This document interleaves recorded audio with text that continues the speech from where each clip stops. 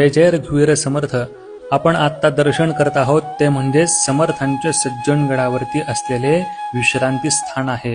याच ठिकाणी समर्थांनी माघ वद्य नवमी शके 1603 मध्ये आपला देह ठेवला.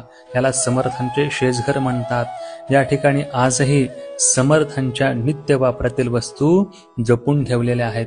यामध्ये पाण्याचा लोटा असेल, पानाचा डबा असेल, तसेच शिवरायांनी दिलेला पलंग, दत्तात्रयांनी दिलेली कुबडी, मच्छिंद्रनाथांनी दिलेला सोटा या ठिकाणी जपून ठेवलेला आहे.